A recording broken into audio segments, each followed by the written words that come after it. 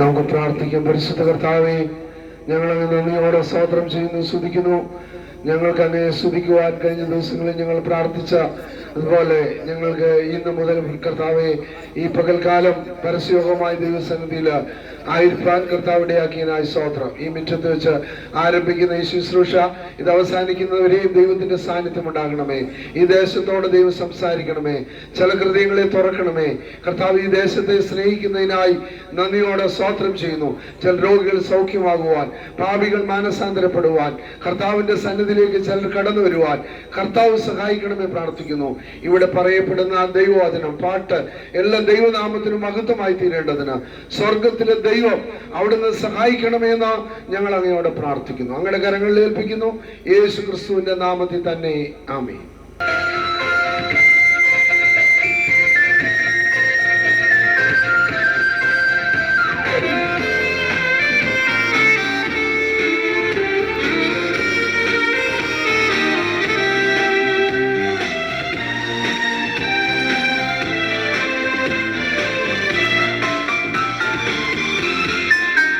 വരുവീനി നല്ല സമയം വൃഥാവാക്കാതെ നിന്നെ യേശു വിളിച്ചിടുന്നു. വരുവീനി നല്ല സമയം വൃഥാവാക്കാതെ നിന്നെ യേശു വിളിച്ചിടുന്നു.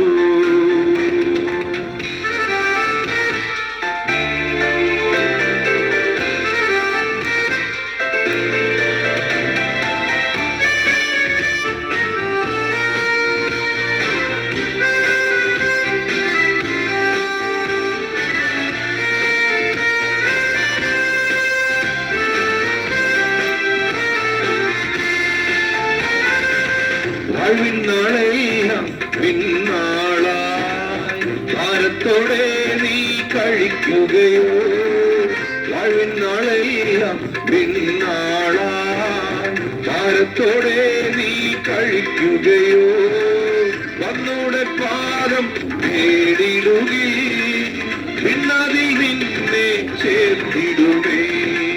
വന്നോടെ പാദം നേടിടുകി പിന്നതിൽ നിന്നെ ചേർത്തിടുമേ.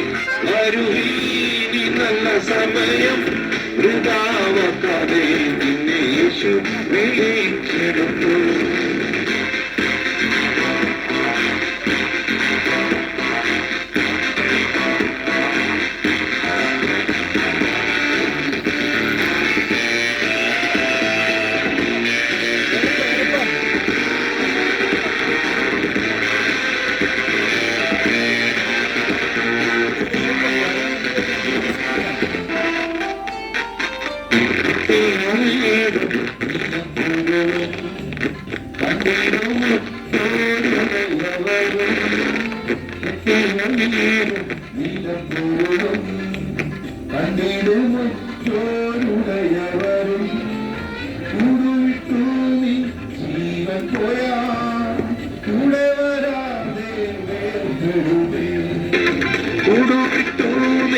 ജീവൻ പോയാ കൂടെ വരാതെ വേർപെടുമേ.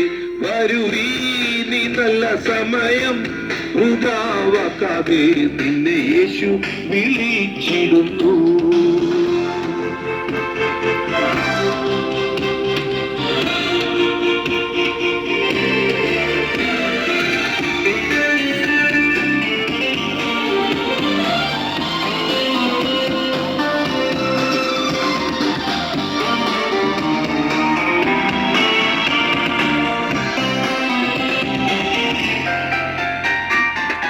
തീരാത്ത പാപം വ്യാധിയെയും മാറാത്ത എല്ലാ ബലഹീനവും, തീരാത്ത പാപം വ്യാധിയെയും മാറാത്ത എല്ലാ ബലഹീനവും, ഘോരകുരിശിൽ ചുമന്നു നിന്നെ സൗഖ്യമാക്കി കണ്ണടിപ്പിണരാ.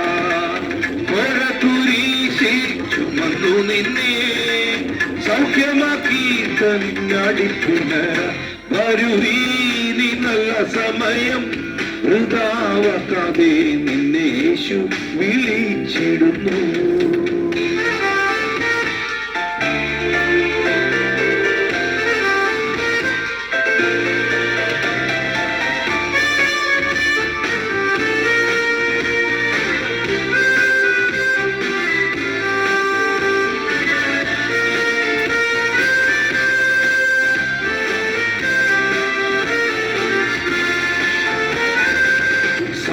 സത്യവചനം കേട്ടു നിവാ നിത്യജീവൻ നിനക്കേകിടുമേ സത്യവചനം കേട്ടു നിവാ നിത്യജീവൻ നിനക്കേകിടുമേ നിൻപേരും ജീവ പുസ്തകത്തിൽ ഉമ്മയായെന്ന് എഴുതിയിടുമേ നിൻപേരും ജീവ പുസ്തകത്തിൽ ഉമ്മയായെന്ന് എഴുതിയിടുമേ വരുവീനി നല്ല സമയം വൃഥാവാക്കാതെ നിന്നെ യേശു വിളിച്ചിടുന്നു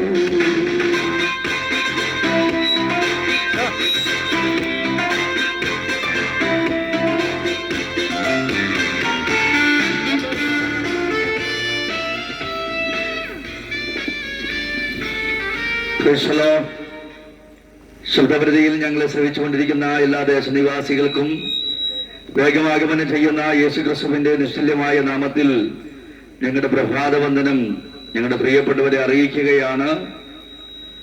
അനുഗ്രഹിക്കപ്പെട്ട ഒരു പ്രഭാതത്തിൽ സത്യസുവിശേഷ കേൾപ്പാനായി ലഭ്യമാകുന്ന അവസരം ഒരു മനുഷ്യനെ സംബന്ധിച്ചോളം ഏറ്റവും വിലപ്പെട്ടതാണ്. എന്തുകൊണ്ട് ഞങ്ങൾ ഈ സുവിശേഷത്തിന്റെ വക്താക്കളായി നിലകൊള്ളുന്നു എന്ന് ചോദിച്ചു കഴിഞ്ഞാൽ, ഇന്നലകളിൽ ഞങ്ങൾ വിശ്വസിച്ച വിശ്വാസ പ്രമാണങ്ങളും ആചരിച്ച ആചാരാനുഷ്ഠാനങ്ങളും കഴിച്ച നേർച്ചകളും അർപ്പിച്ച തർപ്പണങ്ങളും നേടിയെടുത്ത വിദ്യാഭ്യാസവും അതിലൂടെ ലഭ്യമായ സാമ്പത്തികമായ നന്മയും പിറന്നു വീണ കുടുംബത്തിന് കുടുംബ മഹിമയും സ്നേഹിച്ച സ്നേഹിതന്മാരും ഉപദേശിച്ച ഉപദേശങ്ങളും പ്രാർത്ഥിച്ചതായ മാതാപിതാക്കന്മാരുടെ പ്രാർത്ഥനകളും എല്ലാം ഒരേപോലെ വിഫലമായപ്പോൾ പരാജയയിടത്ത് നിന്ന് ഞങ്ങളെ വിജയത്തിലേക്ക് നയിച്ചത് ഈ സുവിശേഷമാണ്.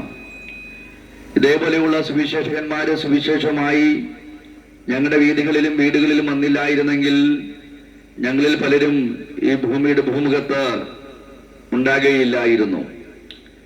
എന്നാൽ അഭിമാനമുള്ളവരാക്കി ഞങ്ങളെ തിരികെ സമൂഹത്തിനും ഭവനത്തിനും നല്ല പിതാവായി നല്ല മാതാവായി മടക്കി കൊടുത്തത് ഈ സുവിശേഷമാണ്. അതുകൊണ്ടാണ് ഞങ്ങൾ ഈ സുവിശേഷത്തെ ലജ്ജകൂടാതെ വണ്ണം വിളംബരം ചെയ്യുവാനായിട്ടിടയാകുന്നത്. സുവിശേഷം എന്താ എന്ന് ചോദിച്ചു കഴിഞ്ഞാൽ ഇതൊരു നല്ല വാർത്തയാണ്, അഥവാ ഇതിനെ ഒരു സദ്വാർത്തയായി കണക്കാക്കാം. നമുക്കറിയാം, ദൈനംദിന ജീവിതത്തിൽ നാം കേൾക്കുകയും കാണുകയും അറിയുകയും ചെയ്യുന്ന വാർത്തകൾ മനുഷ്യ ജീവിതങ്ങളെ നിരാശപ്പെടുത്തുന്നു, വ്യാകുലപ്പെടുത്തുന്നു, ഭയപ്പെടുത്തുകയാണ്. വർദ്ധിച്ചു വരുന്നതായ ആത്മഹത്യകളും പീഡനങ്ങളും കൊലപാതകങ്ങളും കൊള്ളത്തരവുമൊക്കെ മനുഷ്യന്റെ മനസ്സിനെ വല്ലാതെ ഭയപ്പെടുത്തുമ്പോൾ, പ്രിയപ്പെട്ടവരെ, സുവിശേഷം മാത്രമേ ഏത് മനുഷ്യനെയും സന്തോഷിപ്പിക്കുവാൻ കഴിയത്തുള്ളൂ. അതുകൊണ്ട് ബൈബിൾ ഇങ്ങനെയാണ് പറയുന്നത്, ഏത് മനുഷ്യനും പ്രകാശിപ്പിക്കുന്നതായ സത്യവെളിച്ചമാണ് സുവിശേഷം എന്ന് പറയുന്നത്. ഈ സുവിശേഷത്തെ ആര് അംഗീകരിച്ചിട്ടുണ്ടോ, ഏത് ഭവനം ഈ സുവിശേഷത്തെ ഏറ്റെടുത്തിട്ടുണ്ടോ, ഏത് ജീവിതം ഈ സുവിശേഷത്തിന് വേണ്ടി തങ്ങളെ സമർപ്പിച്ചിട്ടുണ്ടോ, നിശ്ചയമായ ആ വ്യക്തികളും ഭവനവും ഒക്കെ അനുഗ്രഹിക്കപ്പെട്ടിട്ടുണ്ട്. അതിന്റെ സാക്ഷികളാണ് ഞങ്ങൾ. മനുഷ്യനെ ഇത്രമാത്രം മാറ്റത്തിലേക്ക് നയിക്കുന്ന ഒരു സന്ദേശം സുവിശേഷമല്ലാതെ മറ്റൊന്നില്ല. അപ്പോൾ തന്നെ എന്താണ് സുവിശേഷം എന്ന് ചോദിച്ചു കഴിഞ്ഞാൽ അതിന് വ്യക്തമായതായ കാരണം ബൈബിൾ പറയുന്നുണ്ട്. ദാവീദിന്റെ സന്തതിയായി ജനിച്ച് മരിച്ചടക്കപ്പെട്ട് മൂന്നാം ദിവസം ഉയർത്തെഴുന്നേറ്റ യേശു ക്രിസ്തുവിനെ ഓർത്തുകൊള്ളുക, അതാകുന്നു ഞങ്ങളുടെ സുവിശേഷം. സുവിശേഷം എന്ന് പറയുന്നത് കർത്താവായ യേശു ക്രിസ്തു തന്നെയാണ്. യേശു ക്രിസ്തുവിനെ നിങ്ങളുടെ നടുവിൽ ഞങ്ങൾ പരസ്യമാക്കുമ്പോൾ ഞങ്ങൾക്കൊരു കാര്യം ഉറപ്പുണ്ട്, യേശു ക്രിസ്തുവിനെ നിങ്ങൾക്ക് നന്നായി അറിയാം. ഒരുപക്ഷെ യേശുവിനെ ഏത് വിധേനയും സ്നേഹിക്കുന്നവരാകാം, യേശുവിനോട് പ്രാർത്ഥിക്കുന്നവരോ അപേക്ഷിക്കുന്നവരോ യേശുവിന്റെ നാമത്തിന് വേണ്ടി ചെലവിടുന്നവരൊക്കെ ആകാം ഞങ്ങളുടെ കേൾവിക്കാര്. എന്നാൽ യേശു ആരാണെന്ന് ചോദിച്ചു കഴിഞ്ഞാൽ ഒരുപക്ഷെ പലർക്കും പലവിധമായ അഭിപ്രായങ്ങളാണ് യേശു ക്രിസ്തുവിനെ കുറിച്ച് പറയുവാനുള്ളത്. ചിലർ പറയും യേശു ഞങ്ങൾക്ക് സമാധാനം നൽകിയ ദൈവമാണ്. അതേ പ്രിയപ്പെട്ടവരെ, അത് 100% വാസ്തവമാണ്. കാരണം ബൈബിൾ യേശു ക്രിസ്തുവിനെ കുറിച്ച് ഇങ്ങനെയാണ് പറയുന്നത്, അവൻ സമാധാനത്തിന്റെ പ്രഭുവാണ്. ചിലർ പറയും യേശു ഞങ്ങളുടെ രോഗങ്ങളെ സൗഖ്യമാക്കുവാൻ യേശുവിന് കഴിഞ്ഞു. പ്രിയപ്പെട്ടവരെയും അതും വാസ്തവമായ സംഭവം തന്നെയാണ്. കാരണം ഗിലെയാദിലെ അരിമ വൈദ്യനാണ് നസ്രേയനായ യേശു എന്ന് പറയുന്നത്. ചില പറയും ഒരുപക്ഷെ ഞങ്ങളുടെ പ്രതികൂലങ്ങളെയും ഞങ്ങളുടെ ഭാരങ്ങളെയും ഞങ്ങളുടെ വേദനകളും നിരാശകളും ഒക്കെ മാറ്റിയത് യേശുവാണെന്ന് പറഞ്ഞാൽ അതിശോക്തിയില്ല. നിശ്ചയമായി യേശുക്രിസ്തു ലോകത്തോട് പറയുന്നുണ്ട്, എനിക്ക് കഴിയാത്ത വല്ല കാര്യവുമുണ്ടോ? അതേ പ്രിയപ്പെട്ടവര്, യേശുവിന് കഴിയാത്ത ഒരു കാര്യവുമില്ല. എന്നാൽ ഇന്ന് പകൽക്കാലം യേശുവിലൂടെ പലവിധമായ നന്മകളും അനുഗ്രഹങ്ങളും വിടുതലുകളും സൗഖ്യങ്ങളും പ്രാപിച്ചവരാണ് ഞങ്ങൾ. എന്നാൽ ഇന്ന് പകൽ ഈ സുവിശേഷത്തെ യേശുക്രിസ്തുവിനെ നിങ്ങളുടെ മുമ്പാകെ ഞങ്ങൾ വിളിച്ചറിയിക്കുന്നത് സൗഖ്യം മാത്രം നൽകുവാൻ കഴിയുന്ന ഒരു യേശുവിനെ ഞങ്ങൾ പരസ്യപ്പെടുത്തിയിട്ട് മടങ്ങിപ്പോകാൻ ഞങ്ങൾ ആഗ്രഹിക്കുന്നില്ല. സമാധാനം നൽകുന്ന ഒരു യേശുക്രിസ്തുവിനെ നിങ്ങളുടെ മുമ്പാകെ വരച്ചു കാട്ടിയിട്ട് മടങ്ങിപ്പോകാൻ ഞങ്ങൾ ആഗ്രഹിക്കുന്നില്ല. പ്രിയപ്പെട്ടവരെ, അപ്പോൾ തന്നെ ഇതെല്ലാം യേശു പ്രദാനം ചെയ്യുവാനിടയായി തീരും. ഞങ്ങൾ നോക്കുമ്പോൾ ഞങ്ങൾ യൗവനക്കാരാണ്. ഇന്നലകളിൽ ഞങ്ങളുടെ ഇഷ്ടപ്രകാരം ലോകപ്രകാരം ജീവിച്ചവരാണ് ഞങ്ങൾ. എന്നാൽ ഞങ്ങൾക്ക് പൂർണ്ണമായ സമാധാനവും ശാന്തിയും നൽകിയത് ഈ യേശുക്രിസ്തു തന്നെയാണ്. ഞങ്ങളിൽ പലരും നിരാശരായിരുന്നു. എന്നാൽ ഞങ്ങളുടെ നിരാശകളെ മാറ്റിയത് ഈ യേശുക്രിസ്തു തന്നെയാണ്. ഞങ്ങളിൽ പലരും രോഗികളായിരുന്നു. വൈദ്യശാസ്ത്രം പരാജയപ്പെട്ടിടത്ത് പ്രിയപ്പെട്ടവരെ പുതുജന്മം ഞങ്ങൾക്ക് നൽകിയത് ഈ നസറേനായ യേശുക്രിസ്തു തന്നെയാണ്. അതുകൊണ്ട് ഇന്ന് പകൽക്കാലം അറിയട്ടെ, രോഗങ്ങളെ സൗഖ്യമാക്കുവാനും സമാധാനം നൽകുവാനും മനുഷ്യന്റെ വ്യാകുലകൾക്ക് മാറ്റം വരുത്തുവാനും അവന്റെ പ്രശ്നങ്ങളെ പരിഹരിക്കുവാനും അവന്റെ തകർച്ചകളെ പണിയുവാനും എല്ലാം യേശുക്രിസ്തുവിന് കഴിയും. പക്ഷേ ഇന്ന് പകൽക്കാലം അങ്ങനെ പണിയപ്പെടുന്ന ഒരു യേശുവിനെ ഉയർത്തി ഞങ്ങൾ പോകാൻ ആഗ്രഹിക്കുന്നില്ല. അതുകൊണ്ട് യേശു എന്തിനു വേണ്ടിയാണ് ലോകത്തിലേക്ക് വന്നത് എന്ന് വേഗത്തിൽ നിങ്ങളുമായി പങ്കുവെച്ച് ഞങ്ങൾ മടങ്ങിപ്പോകാൻ ആഗ്രഹിക്കുകയാ. യേശു ക്രിസ്ത്യാനികളുടെ ദൈവമാണോ?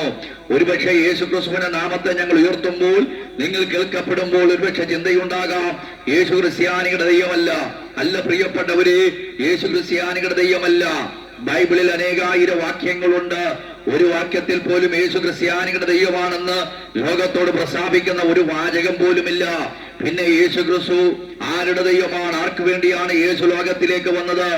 യേശുവിന്റെ ജന്മം ഇങ്ങനെയാണ് പറയുന്നത്: സകല മനുഷ്യരെയും അവരുടെ പാപങ്ങൾ രക്ഷിപ്പാനിരിക്കൊണ്ട് നീ അവന് യേശു എന്ന് പേരിടണം. അതേ സ്നേഹിത, യേശു ഒരു ജാതിക്ക് വേണ്ടിയോ വർഗത്തിന് വേണ്ടിയോ ഒരു കുലത്തിന് വേണ്ടിയോ ഒരു രാജ്യത്തിന് വേണ്ടിയോ വന്നവനല്ല.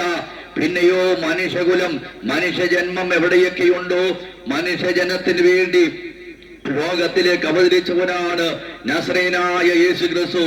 എന്നാൽ യേശു എന്തിനാണ് ലോകത്തിലേക്ക് വന്നത്? വേഗം പറഞ്ഞ് ഞങ്ങൾ അവസാനിപ്പിക്കാം. യേശു എന്തിനു വേണ്ടി വന്നു? മതം സ്ഥാപിക്കുവാൻ വേണ്ടിയാണോ യേശു വന്നത്? അല്ലേയല്ല. വിപ്ലവകാരിയാകുവാൻ വേണ്ടിയാണോ യേശു വന്നത്? അല്ലേയല്ല. ആയിരക്കണക്കിന് കോടിക്കണക്കിന് പിൻഗാമികൾ യേശുവിന് അനുകാരികളായിട്ടുണ്ട്. പക്ഷേ യേശു ഒരു വരസ്ഥാപകനായോ വിപ്ലവകാരിയായോ ബൈബിളിൽ നിങ്ങൾക്ക് അറിയാൻ കഴിയത്തില്ല. പിന്നെ യേശു എന്തിനാണ് വന്നത്? ബൈബിൾ അതാണ് യേശു ക്രിസ്തുവിനെ കുറിച്ച് വിളംബരം ചെയ്യുന്നത്. ബൈബിളിൽ യേശു ഇങ്ങനെ ലോകത്തോട് പറയുന്നു: ഞാൻ നീതിമാന്മാരെ തേടിയല്ല, ഞാൻ പാപികളെ തേടി വരുവാനായിട്ടിടയായി. അതേ പ്രിയപ്പെട്ടവരെ, യേശുവിന്റെ വരവിന്റെ പ്രധാനമായ ഉദ്ദേശത്തെ നിങ്ങൾ അറിയാതെ പോകരുത്. യേശു ലോകത്തിലേക്ക് വന്നു. എന്തിനു വേണ്ടി വന്നു? പാപിയായ മനുഷ്യനെ തേടി യേശു ലോകത്തിലേക്ക് വരുവാനിടയായി തീർന്നു. അപ്പോൾ ചോദിച്ചേക്കാം, മനുഷ്യൻ പാപിയാണോ? അതേ പ്രിയപ്പെട്ടവരെ, സകലരും പാപിയാണ്. പാപിയാണെന്നത് നമുക്ക് തെളിയിക്കുവാൻ അനവധി കാരണങ്ങളുണ്ട്. ഒരുപക്ഷെ നാം പ്രാർത്ഥന ശ്ലോകങ്ങൾ ചൊല്ലി നോക്കിയാൽ ഏത് പ്രാർത്ഥനയായിക്കൊള്ളട്ടെ, ആ പ്രാർത്ഥനയിലുടനീളം പറയുന്നത് മനുഷ്യൻ പാപിയാണ്. മതങ്ങൾ നിങ്ങൾ പിടിച്ചു നോക്കൂ, മതങ്ങൾ ഒന്നിച്ച് ലോകത്തോട് പറയുന്നു മനുഷ്യൻ പാപിയാണ്. അതേ പ്രിയപ്പെട്ടവർ, അതിനോട് ചേർന്ന് വിശുദ്ധ വേദപുസ്തകം ലോകത്തോട് പ്രസ്താവിക്കുകയാണ്: നീതിമാൻ ആരുമില്ല, ഒരുത്തൻ പോലുമില്ല, എല്ലാവരും പാപം ചെയ്തിരിക്കുന്നു. ഒരുപക്ഷെ ഞങ്ങളെ കേൾക്കുന്ന പലരും ഞങ്ങളോട് പറയാറുണ്ട്, അയ്യോ കൊലപാതക പരമ്പര നടത്തിയ കൂടത്താ ജോലിയല്ലേ പാപി എന്ന് ചോദിച്ചാൽ ഞങ്ങൾ പറയും അത് പാപി തന്നെയാണ്. കാമുക സ്നേഹം നിലക്ക് പിടിച്ചുകൊണ്ട് സ്വന്തം തലമുറയെ കാമുകന്മാർക്ക് കാഴ്ചവെക്കുന്ന യുവതികളല്ലേ പാപി എന്ന് ചോദിച്ചാൽ ഞങ്ങൾ പറയും പാപി തന്നെയാണ്. പക്ഷെ ഇന്ന് പകൽക്കാലം മനസ്സിലാക്ക, പ്രവർത്തികളാൽ പാപികളായി മാറ്റപ്പെടുന്നു എങ്കിലും ഒരു മനുഷ്യനും നീതിമാന്മാരായി ലോകത്തിലില്ല. ബൈബിൾ അതിന് ശരിയായ മറുപടി പ്രസ്താവിക്കുന്നുണ്ട്: ഇതാ ഞാൻ അകൃത്യത്തിൽ ഉരുവായി, പാപത്തിൽ എന്റെ അമ്മ എന്നെ ഗർഭം ധരിച്ചു. അതേ സുഹൃത്ത്, അതേ സഹോദര, അതേ പ്രിയപ്പെട്ടവനെ, മനുഷ്യന്റെ ജന്മം തന്നെ, മനുഷ്യന്റെ പുറവി തന്നെ പാപത്താലാണ്. അങ്ങനെ പാപിയായി തീർന്ന മനുഷ്യന് വേണ്ടി യേശു ലോകത്തിലേക്ക് വന്നു. അപ്പോൾ ഒരു ചോദ്യം ചോദിച്ചേക്കാം, എന്തിനാണ് പാപിയായ മനുഷ്യനെ തേടി ദൈവമായിരുന്നവൻ മനുഷ്യവേഷമെടുത്ത് ലോകത്തിൽ പുറവെടുത്തത്? പറയാം പ്രിയപ്പെട്ടവരെ, പാപിയായ മനുഷ്യനെ തേടി എന്തിന് യേശു വന്നു എന്ന് ചോദിച്ചു കഴിഞ്ഞാൽ, പാപിയായ മനുഷ്യന് വന്നുഭവിക്കാൻ പോകുന്ന ശിക്ഷയുടെ ആഴമാണ് ദൈവം തന്നെ മനുഷ്യവേഷമെടുത്ത് ലോകത്തിൽ പുറവെടുക്കാൻ കാരണം. പാപിയായ മനുഷ്യനെ ദൈവം ശിക്ഷിക്കാതെ വിടുകയില്ല. ഏതാണ് ആ ശിക്ഷയെന്ന് ചോദിച്ചു കഴിഞ്ഞാൽ, ഇന്ന് പകൽക്കാലം ഞങ്ങൾ പറയാം, ബൈബിൾ ലോകത്തോട് പറയുക, പാപത്തിന്റെ ശിക്ഷ മരണമത്രേ. അതേ പ്രിയപ്പെട്ടവരെ, പാപിയായി തീർന്ന മനുഷ്യനിൽ വന്നു ഭവിക്കാനിരിക്കുന്ന ശിക്ഷ എന്ന് പറയുന്നത് മരണമാണ്. മരണത്തെ കുറിച്ച് ഞങ്ങൾ പറയുമ്പോൾ ഒരുപക്ഷെ ഇത് കേൾക്കുന്ന നിങ്ങൾ ഞങ്ങളെ പിടിച്ചു പുച്ഛിച്ചേക്കാം. അയ്യോ, മരണമാണ് അവസാനമെങ്കിൽ നിങ്ങളെ പോലെയുള്ള എത്രയോ സുവിശേഷകന്മാര് ഇതേപോലെ പ്രസംഗിച്ച് മരണത്തിന് വിധേയപ്പെട്ടു. അപ്പോൾ പിന്നെ നിങ്ങൾ പറയുന്നത് തെറ്റല്ലേ? അല്ല പ്രിയപ്പെട്ടവരെ, ഇന്ന് പകൽക്കാലം എന്തുകൊണ്ട് ഞങ്ങളെ പ്രിയപ്പെട്ടവർക്ക് കൂടി ഈ സുവിശേഷം ഞങ്ങൾ പങ്കുവെക്കുന്നു? പറയാം, യഥാർത്ഥമായ മരണത്തിന്റെ അവസ്ഥകൾ നിങ്ങൾ അറിയണം. പ്രിയപ്പെട്ടവരെ, പ്രധാനമായി മരണം മൂന്നാണുള്ളത്. ഒന്നാമത്തെ മരണം ആത്മീയ മരണം. എന്താണ് ആത്മീയ മരണം എന്ന് പറയുന്നത്? നിങ്ങളെ സൃഷ്ടിച്ച സൃഷ്ടിതാവായ ഒരു ദൈവമുണ്ട് കേട്ടോ. എന്നാൽ ആ സത്യനിത്യ ദൈവത്തെ അറിയാതെ വണ്ണം അവന്റെ ഇച്ഛകളും ആഗ്രഹങ്ങളും താല്പര്യങ്ങളും അറിയാതെ, അവന്റെ കൽപ്പനകൾ അംഗീകരിക്കാതെ, അവനെ ആരാധിക്കാതെ, അവനുമായി ബന്ധം പുലർത്താതെ, അവന്റെ സ്നേഹത്തിനയിൽ വരാതെ ദൈവത്തെ നകന്നു കഴിയുന്ന സകല മാനവജനതയും വിളിക്കുന്ന വിളിപ്പേരാണ് അവർ ആത്മീയപരമായി മരിച്ചു. ഇതാണ് ഒന്നാമത്തെ മരണം. രണ്ടാമത്തെ മരണമാണ് ശാരീരികമായ മരണം. എന്താണ് ശാരീരികമായ മരണം? പ്രിയപ്പെട്ടവരെ, ലോകത്തിൽ സകലമാന മനുഷ്യനും പരിചയമുള്ള മരണമാണ് ശാരീരികമായ മരണം. ജനിച്ച അന്ന് മുതൽ ഏത് സമയത്തും നിഴൽ പോലെ നമ്മെ പിന്തുടരുന്ന ഒന്നാണ് ശാരീരികമായ മരണം എന്ന് പറഞ്ഞാൽ, ജനിച്ച അന്ന് മുതൽ ഒരുപക്ഷെ 5 വയസ്സിലോ 50 വയസ്സിലോ 100 വയസ്സിലോ ലോകത്തിൽ നിന്ന് മാറ്റപ്പെടുന്ന മരണം.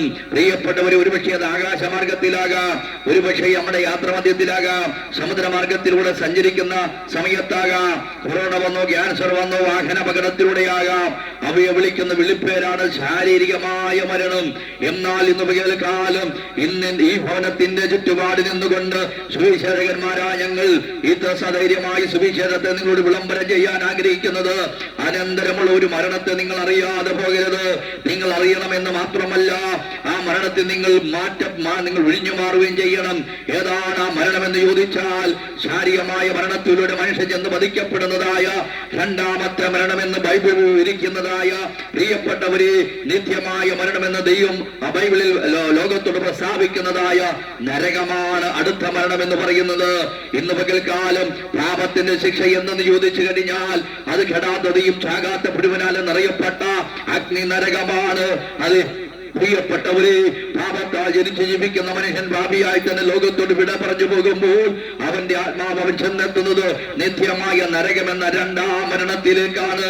അതുകൊണ്ട് ആ രണ്ടാം മരണത്തിൽ നിന്ന് മനുഷ്യന്റെ പാലിലും വിടുതൽ വേണമെങ്കിൽ ഒരേ ഒരു പരിഹാരമേ ഉള്ളൂ. മനുഷ്യന്റെ പാപം പരിഹരിക്കപ്പെടുവാനായിട്ടിടയാകണം. പാപിയായ മനുഷ്യന് നിത്യമായ നരകം ദൈവം കൈമാറുമ്പോൾ, ശിക്ഷയായി കൈമാറുമ്പോൾ, ആ ശിക്ഷയിൽ നമുക്ക് ഒഴിവ് ലഭ്യമാകണമെങ്കിൽ പാപപരിഹാരമേ മാർഗമുള്ളൂ. എങ്ങനെ മനുഷ്യന്റെ പാപത്തെ പരിഹരിക്കാം? കർമ്മമാർഗത്തിലൂടെ പാപം പരിഹരിക്കപ്പെടാൻ കഴിയത്തില്ല.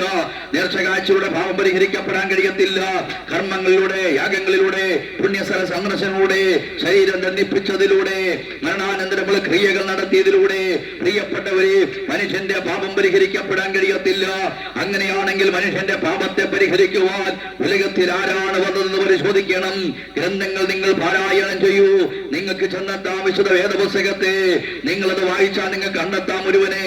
അവൻ ആരാണെന്ന് ഇന്ന് പ്രഭാതത്തിൽ ഞങ്ങൾ ഉയർത്തുന്ന കാലഘട്ടത്തെ AD എന്ന് BC തരം തിരിച്ചുകൊണ്ട് കാലത്തിലേക്ക് കടന്നു വന്ന ഞങ്ങൾ ഉയർത്തുന്ന ഞങ്ങളുടെ ആരാധന പുരുഷനായ, ഞങ്ങളുടെ അഭിമാനതാരമായി മാറിയ നസറേയനായ യേശു. അതേ സുഹൃത്തേ, താങ്കൾ ആരുമായി കൊള്ളട്ടെ, പാപിയായ മനുഷ്യനെ തേടി ലോകത്തിൽ ഒരേ ഒരുവനെ ലോകത്ത് കടന്നു വന്നിട്ടുള്ളൂ. അവനാണ് ഞങ്ങൾ ഉയർത്തുന്ന നസറേയനായ യേശു. അതുകൊണ്ടാണ് യേശുവിന് ജന്മം കൊടുക്കുന്ന മറിയുന്ന യുവതിയുടെക്കൽ ദൈവദൂതന്മാർ ഇങ്ങനെയാണ് പറഞ്ഞത്, അവൻ തന്റെ ജനത്തോടെ പാപങ്ങൾ രക്ഷിപ്പാനിരിക്കൊണ്ട് നീ അവന് യേശു എന്ന് പേരിടണം. യേശു എന്ന പേരിടത്തൻ രക്ഷകൻ എന്നാണ്. എവിടെ നിന്ന് രക്ഷിക്കാൻ കഴിയുന്നവൻ? പാപത്തിന് രക്ഷിക്കാൻ കഴിയുന്നവൻ. രോഗിയാണോ? വൈദ്യശാസ്ത്രം നിങ്ങൾ രക്ഷിക്കാം. സാമ്പത്തിക തകർച്ചയിലാണോ? സമ്പന്നന്മാർക്ക് നിങ്ങൾ രക്ഷിക്കാം. പക്ഷേ നിത്യമായ നരകത്തിലേക്ക് മനുഷ്യനെ നയിച്ചുകൊണ്ടിരിക്കുന്ന പാപത്തിന്റെ പ്രേരക ശക്തി നിന്ന് മനുഷ്യനെ വിടിവിക്കുവാൻ ഇവിടത്തെ മതങ്ങൾക്കോ ഇസങ്ങൾക്കോ തത്വ സംഹിതകൾക്കോ രാഷ്ട്രീയ പ്രസ്ഥാനങ്ങൾക്കോ പ്രിയപ്പെട്ടവരെ നിങ്ങളുടെ പുണ്യപ്രവർത്തികൾക്കോ ഒന്നും കഴിയും കഴിയത്തില്ല. പക്ഷെ ഇന്ന് പകൽക്കാലമേ പ്രഭാതത്തിൽ നിങ്ങളുടെ പാപം എത്ര കടിഞ്ഞുവപ്പായാലും അവയെ ഹിമം പോലെ വിളിപ്പിച്ച് നിങ്ങളെ നീതീകരിക്കുവാൻ, നിങ്ങളെ വിശുദ്ധീകരിക്കുവാൻ, നിത്യമായ സ്വർഗത്തിനോട് മകളാക്കി മാറ്റുവാൻ കഴിയുന്ന ഒരേ ഒരുവൻ ലോകത്തിൽ വന്നിട്ടുണ്ട്. അവനാണ് പ്രഭാതത്തിൽ ഞങ്ങൾ കൈമാറുന്ന നസറേയനായ യേശു. അതേ സുഹൃത്തേ, അതുകൊണ്ടാണ് യേശുവിന് വഴിയൊരുക്കാൻ വന്ന സ്നാപക യോഹന്നാൻ പോകുന്ന യേശുവിനെ കണ്ടുകൊണ്ട് ലോകത്തോട് പറഞ്ഞു, ഇതാ ലോകത്തിന്റെ പാപത്തെ ചുമന്നൊരിക്കുന്ന ദൈവത്തിന്റെ കുഞ്ഞാട്. അതേ ബൈബിൾ തന്നെ ലോകത്തോട് പറയുകയാണ്, ക്രിസ്തു യേശു പാപികളെ രക്ഷിക്കുവാൻ ലോകത്തിൽ വന്നു എന്നത് വിശ്വാസവും എല്ലാവരും അംഗീകരിക്കാൻ യോഗ്യമായ വചനം തന്നെ. അതേ പ്രിയപ്പെട്ടവരെ, അതുകൊണ്ട് യേശുവിന് കൊടുത്ത ഒരു പുതുമ പേരിതായിരുന്നു, അവൻ പാപികളുടെ സ്നേഹിതൻ. അതേ സ്നേഹിത പ്രിയപ്പെട്ടവരെ, പാപികളെ എത്രമാത്രം സ്നേഹിച്ച, പാപികളുമായി സഹവർത്തിച്ച ഒരു ദൈവം അത് നസറേയനായ യേശുവാണ്. എന്നാൽ അവസാന സമയത്ത് ഗെത്സമന തോട്ടത്തിൽ പിടിക്കപ്പെടുന്ന യേശുവിനെ നിങ്ങൾക്ക് കാണാം. പ്രിയപ്പെട്ടവരെ, രാത്രിയിൽ ഒരു കൂട്ടം പട്ടാളക്കാർ യേശുവിനെ പിടിക്കാൻ വരികയാ. ആരാണ് യേശുവെന്നറിയാതെ തപ്പിത്തടയുമ്പോൾ യേശു തിരിച്ചു ചോദിക്കും, നിങ്ങൾ ആരെ തിരയുന്നു? മറുപടി, ഞങ്ങൾ നസറേയനായ യേശുവിനെ അന്വേഷിക്കുകയാ. പ്രിയപ്പെട്ടവരെ, തിരിച്ചു ദൈവം യേശു കൊടുക്കുന്ന മറുപടി വളരെ ശ്രദ്ധേയമാണ്. നിങ്ങൾ അന്വേഷിക്കുന്ന യേശു ഞാൻ തന്നെ എന്ന് പറഞ്ഞാൽ 5 കോടതിയിൽ മാറി മാറി വിസ്തരിക്കാൻ നിങ്ങൾ ഒരുങ്ങുന്നതായ പ്രിയപ്പെട്ടവർ, ഒന്നുകൂടി 39 അടികളാൽ ദേഹമാസകലം ആലലിയ പ്രിയപ്പെട്ടവരെ, ആ ഉഴുവജാലികൾ നീളത്തി കീറുന്ന പോലെ നിങ്ങൾ കീറാനൊരുങ്ങുന്ന, നിങ്ങൾ വസ്ത്രം പകത്തെടുക്കാനൊരുങ്ങുന്ന, പച്ചപ്പൻ മരുകുശ് തലയിൽ ചുമലിൽ വെച്ചു കൊടുക്കാനൊരുങ്ങുന്ന, അതേ 2 കള്ളന്മാരിൽ 3 ആളുകളാൽ ക്രൂശിക്കാൻ നിങ്ങൾ ഒരുങ്ങുന്ന, മരിച്ചോ എന്നറിയുവാൻ വിലാപ്പുറത്ത് കുന്തം കൊണ്ട് കുത്തുവാൻ നിങ്ങൾ ഒരുങ്ങുന്ന, ആ നിങ്ങൾ അന്വേഷിക്കുന്ന അന്വേഷണ പുരുഷനുണ്ടല്ലോ, അവൻ ഞാൻ തന്നെയാ എന്ന് പറഞ്ഞിതാ യേശു തന്നെ സമർപ്പിച്ചു കൊടുക്കുകയായിരുന്നു. അവസാനം പിടിച്ചു. ഒരു രാത്രിയിൽ 5 കോടതിയിലാണ് യേശുവിനെ മാറി മാറി വിസ്തരിച്ചത്. ഒടുവിലത്തെ വിസ്താരകൻ പീലാത്തോസ് ആയിരുന്നു. പീലാത്തോസ് വിസ്തരിക്കുമ്പോൾ ഒരു ഭാഗത്ത് വലിയൊരു ജനസമൂഹം നിന്നുകൊണ്ട് ഇവനെ ക്രൂശിക്ക എന്ന് ആക്രോശിക്കുമ്പോൾ മൗനം പാലിച്ച് തലകുനിച്ച് നിൽക്കുന്ന യേശുവിന്റെ മൗനത പീലാത്തോസിന് മേൽ ആശ്ചര്യം പ്രകടിപ്പിച്ചു. അതുകൊണ്ട് പീലാത്തോസ് തന്റെ മുഖത്ത് ഉയർത്തി യേശുവിനോട് പറഞ്ഞു, യേശുവേ, നിനക്കറിയാമോ എനിക്ക് നിന്നെ വിട്ടയക്കുവാനും ക്രൂശിക്കുവാനും അധികാരമുണ്ട്. അതിനർത്ഥം എത്ര മാത്രമേ ഉള്ളൂ, നീ നിന്റെ മുഖത്തെ ഒന്ന് ഉയർത്തുക, അതിനകത്ത് നീ ഒന്ന് തുറയ്ക്കുക, നീ നിന്റെ നീതി ഒന്ന് പ്രസ്താവിക്കുക.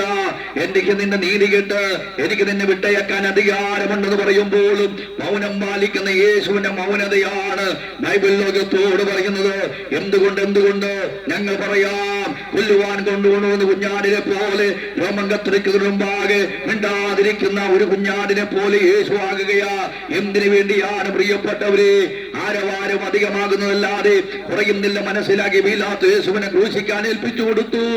1:39 അടികളാൽ യേശുവിന്റെ ശരീരം മുഴുവൻ ഊജാലികൾ നീളത്തി കീറുന്ന പോലെ നീളത്തി കീറി മരക്കുരിശ് തന്നെ ചുമൽ വെച്ചു കൊടുത്തു. വീണ്ടും എഴുന്നേറ്റ് ഗോൽഗോഥ ലക്ഷ്യമാക്കി യാത്ര ചെയ്തു. അവസാനം ഇതാ കണ്ടാൽ ആളല്ല എന്ന് തോന്നുമാറി യേശുവിന്റെ ശരീരം വികൃതമാക്കപ്പെട്ടു. 2 കള്ളന്മാർ അതിൽ 3 ആളുകളാൽ യേശുവിനെ ക്രൂശിച്ചു. പ്രിയപ്പെട്ടവരെ, ശാരീരികമായി വേദന അനുഭവിക്കുമ്പോഴും മാനസികമായി അവർ തളർത്തിക്കളഞ്ഞു. നീ ദൈവമല്ലേ, അതുകൊണ്ട് ക്രൂശിൽ നിന്ന് ഇറങ്ങിയ എന്ന് പറഞ്ഞു. യേശുവിനെ പരിഹസിച്ചു. പരിഹാസശാലങ്ങൾ തന്റെ മനസ്സിനെ വേദനിപ്പിച്ചെങ്കിലും ഒരു പരാജയപ്പെട്ടവനെ പോലെ, ശക്തി മുഴുവൻ നഷ്ടപ്പെട്ടവനെ പോലെ അവൻ ക്രൂശിനെ സഹിക്കുവാനായിട്ടിടയായി. ഒളിഞ്ഞും തെളിഞ്ഞും പലരും ഞങ്ങളോട് ചോദിക്കാറുണ്ട്, അയ്യോ, സ്വയമായി രക്ഷ നേടാൻ കഴിയാത്ത യേശുവാണോ ഞങ്ങളെ രക്ഷിക്കുന്നത്?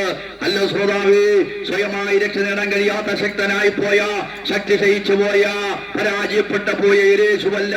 പിന്നെ എന്തേ ഗെത്സമനയിൽ യേശുവിനെ പിടിച്ചു? ഞങ്ങൾ പറയാം, ജീവിച്ചു ജീവിതം തീർക്കാൻ വന്നവനല്ല കേട്ടോ യേശു. പിന്നെയോ പാപിയായ മനുഷ്യന് പകരക്കാരനായി ഞാൻ നിങ്ങളും അനുഭവിക്കേണ്ട ശിക്ഷകൾ, ഞാൻ നിങ്ങളും അനുഭവിക്കേണ്ട വേദനകൾ, നാം അനുഭവിക്കേണ്ട നിത്യ മരണം, അത് നമുക്ക് പകരമായി വഹിക്കുവാൻ ലോകത്തിലേക്ക് പിറവിയെടുത്തവനാണ് നസറേയനായ യേശു. അതുകൊണ്ടാണ് ഇരുളിന്റെ മറവിലേക്ക് മറഞ്ഞു നിൽക്കാതെ, ഇരുളിന്റെ മറവിലൂടെ ഓടി മറയാതെ, നിങ്ങൾ അന്വേഷിക്കുന്ന അന്വേഷണ പുരുഷൻ ഞാനാ എന്ന് പറഞ്ഞ് യേശു മരണത്തിന് വിധേയപ്പെടുത്തി കൊടുക്കുകയായിരുന്നു. അതേ പ്രിയപ്പെട്ട ഒരു പീലാത്തോസിന് മുമ്പിലും മൗനം പാലിക്കുവാൻ യേശുവിനെ നിർബന്ധിച്ചത് എന്തെന്നറിയാമോ? ഇന്ന് പകൽ നിങ്ങൾ മനസ്സിലാക്ക, ആയിരങ്ങളെ 10,000 സൗഖ്യമാക്കിയ യേശു, പ്രകൃതിയുടെ മേൽ അധികാരമുണ്ടെന്ന് വെളിപ്പെടുത്തിയ യേശു, മരിച്ച ലാസറെ ഉയർപ്പിച്ച് മരണത്തിന്മേലും അധികാരമുണ്ടെന്ന് ലോകത്തിന് ഭാഗം തെളിയിച്ച യേശു. അതുകൊണ്ട് ഞങ്ങൾ പറയാ, ലോകത്തിലെ സർവ്വസൈന്യ സകല ആയുധങ്ങളുമായി ഇടനിരുന്നാലും യേശുവിനെ പിടിക്കാൻ കഴിയത്തില്ല. പിന്നെ എന്തേ യേശുവിനെ പിടിച്ചു? പിന്നെ എന്തേ യേശുവിനെ ക്രൂശിച്ചു? ഞങ്ങൾ പറയാ, ജീവിച്ച ജീവിതം തീർക്കാൻ വന്നവനല്ല, പകരക്കാരനാകാൻ വന്നവനാണ്. നിങ്ങളുടെ പകരക്കാരനാകാൻ, നിങ്ങളുടെ പാപത്തെ പരിഹരിക്കുവാൻ, നിങ്ങൾ നീതീകരിക്കുവാൻ, നിങ്ങളെ രക്ഷിക്കുവാൻ, നിങ്ങൾക്ക് സ്വർഗരാജ്യം അവകാശമായി നൽകുവാൻ, നിങ്ങളുടെ നിത്യ സ്വർഗത്തെ മുമ്പിൽ കണ്ടുകൊണ്ട് നമുക്ക് പകരക്കാരനാകുകയായിരുന്നു യേശു. ക്രൂശിൽ ഇറങ്ങി വരാതെ ക്രൂശിനെ സഹിച്ചതും യേശുവിന്റെ സ്നേഹത്തിന്റെ പ്രകടനമായിരുന്നു. ഗെത്സമനയിലെ മൗനത നിങ്ങളോടുള്ള യേശുവിന്റെ സ്നേഹത്തിന്റെ പ്രകടനം. പീലാത്തോസിന് മുമ്പിലെ മൗനത നമ്മോടുള്ള യേശുവിന്റെ സ്നേഹത്തിന്റെ പ്രകടനം. ഹാലിൽ ക്രൂശിൽ കിടക്കുന്ന യേശുവിനെ, പരാജയപ്പെട്ടവനെ പോലെയുള്ള യേശുവിന്റെ മൗനത നമ്മോടുള്ള സ്നേഹത്തിന്റെ പ്രിയപ്പെട്ടവരെ അടയാളം. അതുകൊണ്ട് ജാതിയുടെയും വർഗത്തിന്റെ വർണ്ണത്തിന്റെയും പേര് പറഞ്ഞുകൊണ്ട് യേശു നിങ്ങളെ സ്നേഹിച്ച സ്നേഹത്തെ നിങ്ങൾ തള്ളിക്കളയരുത്. അതുകൊണ്ട് ഇതാ സുപ്രസാദകാലം, ഇതാ രക്ഷാദിവസം. അതേ ശ്രോതാവേ, നിങ്ങളുടെ പാപത്തെ പരിഹരിക്കാൻ ലോകത്തിൽ വന്നു. നിങ്ങളുടെ പാപം മുഴുവൻ സ്വന്തം ചുമലിൽ ഏറ്റെടുത്ത് നമുക്ക് പകരക്കാരനായി യേശു മരിച്ചു. പക്ഷെ യേശു ദൈവമാണ്, മരിക്കുവാൻ അവന് കഴിയത്തില്ല. ഇന്ന് പകൽക്കാലം ഈ ഭവനത്തിന്റെ ചുറ്റുപാടിൽ കൊണ്ട് യേശുവിന് ഇത്രത്തോളം സവിസ്തരമായി ഞങ്ങൾ ഉയർത്താൻ കാരണമെന്ന് ചോദിച്ചാൽ, അനേക മഹാരഥന്മാരുടെ കല്ലറകൾ ഇന്നും അടയപ്പെട്ട് കിടക്കുന്നു. മുമ്പിൽ വെച്ചിരിക്കുന്ന ആലിലെ അന്ത്യവിശ്രമം കൊള്ളുന്നു. നിങ്ങൾ പാലസിലേക്ക് നോക്കൂ, നിങ്ങൾക്കൊരു കല്ലറ കാണാം. അടക്കപ്പെട്ട കല്ലറയല്ല, പിന്നെയോ തുറന്നു കിടക്കുന്ന ഒരു കല്ലറ. അന്ത്യവിശ്രമം കൊള്ളുന്നു എന്നല്ല, യേശുവിടയിൽ അവൻ ഉയർത്തെഴുന്നേറ്റിരിക്കുന്നു എന്നിരിക്കുന്നു. ഇന്ന് പകൽക്കാലം ശ്രോതാവേ, മരണത്തിനപ്പുറം ജീവിതമുണ്ടെന്ന് പറഞ്ഞ് മരണത്തിന് കീഴടങ്ങിപ്പോയ ഒരു യേശുവല്ല, പിന്നെയോ മരണത്തെയും പാതാളത്തെയും ഒരേപോലെ തോൽപ്പിച്ചുകൊണ്ട് ഈ മരണമേ എന്ന് ജയം എവിടെയെന്ന് ചോദിച്ച് മരണത്തെ തോൽപ്പിച്ച് ഉയർത്തെഴുന്നേറ്റ നസ്രേനായ യേശുവിന്റെ കല്ലറ ലോക സമൂഹത്തിന് മുമ്പാകെ ഇന്നും സാക്ഷിയായി തെളിയപ്പെട്ട് കിടക്കുന്നെങ്കിൽ ഞങ്ങൾ പറയാ, നാളുകൾ നിങ്ങളും ലോകത്തോട് മാറ്റപ്പെടും, മരണപ്പെടും കേട്ടോ. പക്ഷെ നിങ്ങൾക്കൊരു ധാരണമുണ്ട്, നിങ്ങൾക്കൊരു ഉയർപ്പുണ്ട്. എങ്ങോട്ട്? നിത്യമായ നരകത്തിലേക്കോ അല്ല. നിങ്ങളുടെ പാപങ്ങളെ പരിഹരിച്ചാൽ നിങ്ങളെ കാത്തിരിക്കുന്നത് ആ ദുഃഖങ്ങളും മുറവിളികളും കഷ്ടതകളും കണ്ണുനീരുകളും ഇല്ലാത്ത സ്വർഗരാജ്യമാണ്. ഈ സ്വർഗരാജ്യം ലഭ്യമാകണമെങ്കിൽ പാപം പരിഹരിക്കപ്പെട്ടേ മതിയാകൂ. അതുകൊണ്ട് നിങ്ങളുടെ പാപം പരിഹരിക്കപ്പെടുവാൻ ലോകത്തിൽ വന്നു നസ്രേനായ യേശു. ഇല്ല, നിങ്ങളുടെ പാപം പരിഹരിക്കപ്പെട്ടില്ല എങ്കിൽ കാത്തിരിക്കുന്ന കെടാത്തതയും ചാകാത്തവനും നിത്യം നരകമാണ്. ഇന്ന് പകൽ യേശുവിന്റെ വരവെന്തിനു വേണ്ടിയാ? മാനവ ജനതയെ പാപത്തിൽ നിന്ന് രക്ഷിക്കുവാൻ യേശു ലോകത്തിൽ പിറവിയെടുത്തു. അതേ സുഹൃത്ത്, ഇതാണ് വാസ്തവം, ഇതാണ് സത്യം, ഇതാണ് സുവിശേഷം. അതുകൊണ്ട് നിങ്ങൾ യേശുവിനെ കൈവിടരുതേ, യേശുവിനെ തള്ളിക്കളയരുതേ, യേശുവിനെ നിങ്ങൾ അവഗണിക്കരുത്. യേശുവിനെ ക്രൂശ് മരണം നിങ്ങൾക്കൊരു പരാജയമായി കാണരുത്. യേശു നിങ്ങളെ വിളിക്കുകയാ. നിങ്ങൾ ഏത് കുലത്തിലോ കുടുംബത്തിലോ ആയിക്കൊള്ളട്ടെ, യേശു നിങ്ങളെ വിളിക്കുകയാ. എന്തിനു വേണ്ടി? നിത്യമായ മരണത്തിൽ നിത്യമായ സ്വർഗരാജ്യത്തിലേക്ക് പ്രവേശിക്കാൻ വേണ്ടി യേശു നിങ്ങളെ വിളിക്കുകയാ. നിങ്ങൾ അവഗണിക്കരുത്. നാളെ നമുക്കുള്ളതല്ല. ഇന്ന് രാത്രി എത്ര പേര് മരണം വഴിയെ മാറ്റപ്പെടുമെന്ന് പറയാൻ കഴിയത്തില്ല. അതുകൊണ്ട് ഇതാ സുപ്രസാദകാലം, ഇതാ രക്ഷാ ദിവസം. നിങ്ങൾക്ക് ആ ക്രൂശിന്റെ ചുവട്ടിലേക്ക് നിങ്ങൾ കടന്നു വന്നാൽ നിങ്ങളുടെ പാപം കടുജുവപ്പായാലും അത് ഹിമം പോലെ വെളുപ്പിക്കും. നസ്രാനെ യേശു നിങ്ങളെ മാടി വിളിക്കുന്നു. അതുകൊണ്ട് പ്രിയപ്പെട്ടവരെ, നിങ്ങളുടെ രക്ഷയ്ക്കുള്ളൊരു സന്ദേശമായി, ഒരുപക്ഷെ ഒരുവിലുള്ള നിങ്ങളുടെ രക്ഷയുടെ ഒരു സന്ദേശവാഹകരായിട്ടാകാൻ ഞങ്ങളെ അയച്ചത്. ഇന്ന് അവഗണിക്കരുത്. യേശുവിനെ നിങ്ങൾ അംഗീകരിക്കുക, സുവിശേഷം നിങ്ങൾ മനസ്സിലാക്കുക, വിശ്വസിക്കുക. ഈ സുവിശേഷം നിങ്ങളെ രക്ഷിക്കാൻ ഉതകട്ടെ എന്ന് ആത്മാർത്ഥമായി പ്രാർത്ഥിച്ചു.